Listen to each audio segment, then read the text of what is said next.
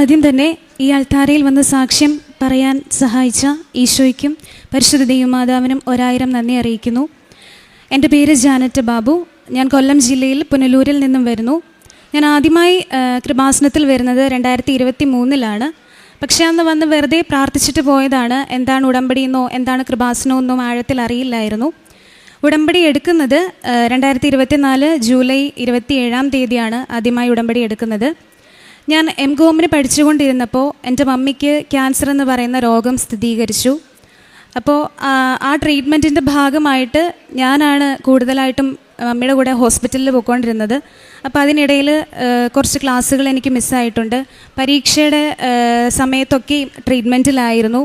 എൻ്റെ വൈവയുടെ എക്സാമിൻ്റെ തലേന്ന് വരെ ഞങ്ങൾ ഹോസ്പിറ്റലിലായിരുന്നു ട്രീറ്റ്മെൻറ്റിൻ്റെ ഭാഗമായിട്ട്. പക്ഷേ പിറ്റേന്ന് എക്സാമിന് ഞാൻ പോയപ്പോൾ മാതാവിൻ്റെ കാശരൂപവും ഉടമ്പടി ഉപ്പും കൊണ്ടാണ് ഞാൻ പോയത്. അവിടെ ചെന്നപ്പോൾ ഇൻവിജിലേറ്റേഴ്സ് ചോദിച്ച എല്ലാ ക്വസ്റ്റ്യൻസിനും എനിക്ക് ഉത്തരം പറയാൻ പറ്റി.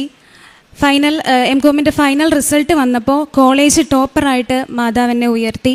അതുപോലെ തന്നെ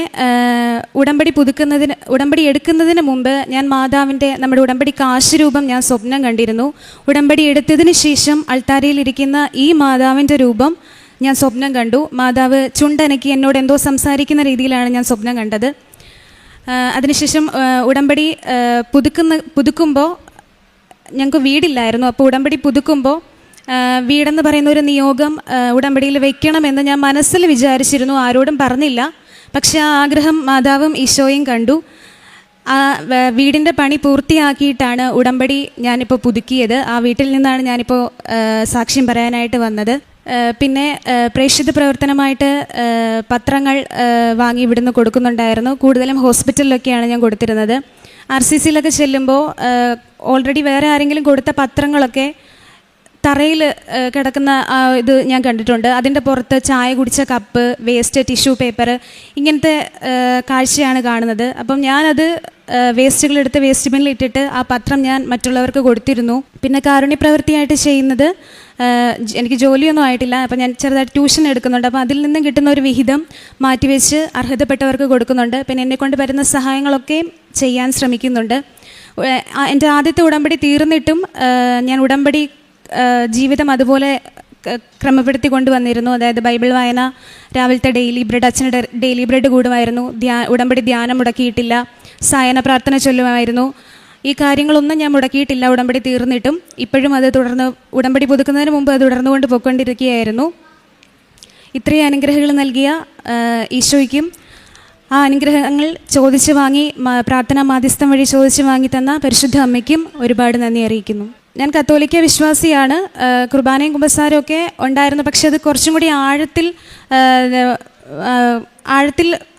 ആഴപ്പെടുവാനായിട്ട് ഈ ഉടമ്പടിയാണ് സഹായിച്ചത്. ഉടമ്പടി എടുത്തതിൽ പിന്നെയാണ് മാതാവിനോടും ഈശോയോടുമുള്ള ബന്ധം കുറച്ചും കൂടി ആഴപ്പെടുവാനായിട്ട് സഹായിച്ചത്. ഒരിക്കൽ കൂടി തന്ന എല്ലാ അനുഗ്രഹങ്ങൾക്കും ഈശോയ്ക്കും പരിശുദ്ധ അമ്മയ്ക്കും നന്ദി അറിയിക്കുന്നു. യെശയ്യാ പ്രവാചകന്റെ പുസ്തകത്തിൽ നിന്ന് അധ്യായം 44 8 തിരുവചനം. ഭയപ്പെടേണ്ട, ധൈര്യം അവലംബിക്കുക. ഞാൻ പണ്ടേ പറയുകയും പ്രഖ്യാപിക്കുകയും ചെയ്തിട്ടില്ലേ? നിങ്ങൾ എൻ്റെ സാക്ഷികളാണ്. ഞാനല്ലാതെ മറ്റൊരു ദൈവമുണ്ടോ? മറ്റൊരു ഉന്നതശില എൻ്റെ അറിവിലില്ല. ജാനറ്റ് എന്ന മകൾ ഇവിടെ വന്ന് ഉടമ്പടിയെടുത്ത് പ്രാർത്ഥിക്കുന്നത് തൻ്റെ ഭൗതിക ആവശ്യങ്ങൾക്ക് വേണ്ടിയാണെങ്കിലും വളരെ ആഴമായ ഒരു ദൈവാനുഭവം വളരെ ചെറുപ്പത്തിൽ തന്നെ ഈ മകൾക്ക് പരിശുദ്ധ അമ്മയുടെ മാധ്യസ്ഥം വഴി ലഭിക്കുകയാണ്. മകൾ പറയുകയുണ്ടായി, പരിശുദ്ധ അമ്മയുടെ സാമീപ്യം സ്വപ്നദർശനത്തിലൂടെ മകൾക്കുണ്ടായി. പരിശുദ്ധ അമ്മ തന്നെ ഈ രൂപത്തിൽ, ഈ ഇമേജിൽ തന്നെ പരിശുദ്ധ അമ്മ ചുണ്ടനക്കിക്കൊണ്ട് എന്നോട് സ്വപ്നത്തിൽ സംസാരിക്കുന്നതായി ഞാൻ കണ്ടു. അതെന്താണെന്ന് മനസ്സിലായില്ലെങ്കിലും അത് കഴിഞ്ഞതിന് ശേഷമാണ് ഇവരുടെ വീട് പണി പെട്ടെന്ന് പൂർത്തിയായി ഇവിടെ വന്ന് ഈ മകൾക്ക് സാക്ഷ്യം പറയാനുള്ളൊരു വലിയ അനുഗ്രഹം ഉണ്ടായത്. മകളുടെ പഠനകാലത്തെ മാസ്റ്റേഴ്സ് ചെയ്യുമ്പോൾ ഒരു വലിയ സങ്കട സമയമായിരുന്നു. അമ്മയുടെ ഓപ്പറേഷൻ കഴിഞ്ഞിരിക്കുന്ന സമയത്ത് മകൾക്ക് കൃത്യമായി പഠിക്കാനൊന്നും സാധിച്ചില്ല. അതിൻ്റെ ഒരു സങ്കടമുണ്ടായിരുന്നു. പക്ഷേ ഉടമ്പടിയിലായിരുന്നുകൊണ്ട് ജാനറ്റിനൊരു നല്ല ഉറപ്പുണ്ടായിരുന്നു, പരിശുദ്ധ അമ്മ എന്നെ ജയിപ്പിക്കും, ഞാൻ ഒരു വിജയം കൈവരിക്കും. പക്ഷേ ഉടമ്പടിയിലായതുകൊണ്ട് പരിശുദ്ധ അമ്മ ആ അമ്മയോട് ചെയ്യുന്ന എല്ലാ കാരുണ്യ പ്രവൃത്തികളും മകളുടെ വലിയ വിശ്വസ്തയോടുകൂടിയുള്ള അമ്മയെ സേവിക്കുന്നതും കണ്ടത് ഈശോയിൽ നിന്ന് ലഭിച്ചൊരു പ്രത്യേക അനുഗ്രഹമായിരുന്നു കോളേജ് ടോപ്പറായി മകളെ ഉയർത്തിയത്.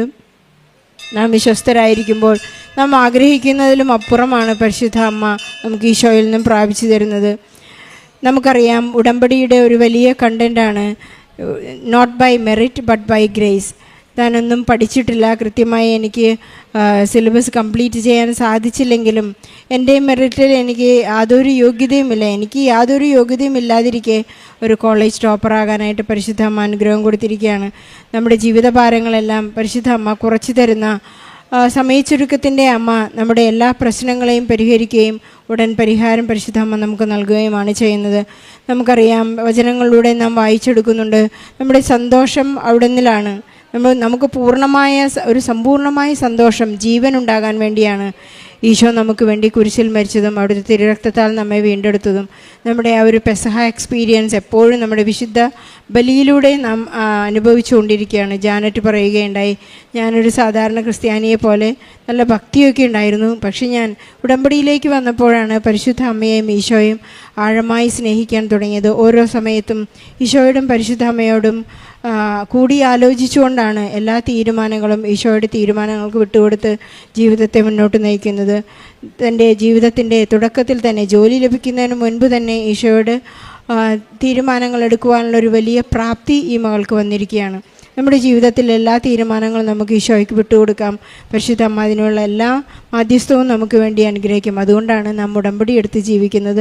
ഉടമ്പടി ഒരു ജീവിതക്രമമാണ്. നമ്മുടെ ജീവിതത്തിൽ വളരെ ചെറുപ്പത്തിൽ തന്നെ ക്രമപ്പെടുത്തി കഴിഞ്ഞാൽ പിന്നെ അതൊരു ശീലിച്ചതേ പാലിക്കൂ എന്നൊരു ചൊല്ലുള്ളതുപോലെ നാം ശീലിച്ചതാണ് ഉടമ്പടി. നമ്മുടെ ജീവിതത്തിൽ നിത്യതയോളം ഈശോ നമ്മോട് കൂടെ ഉണ്ടായിരിക്കും. പരിശുദ്ധ അമ്മയിന് വേണ്ടി നമുക്ക് മാധ്യസ്ഥം അപേക്ഷിക്കാം.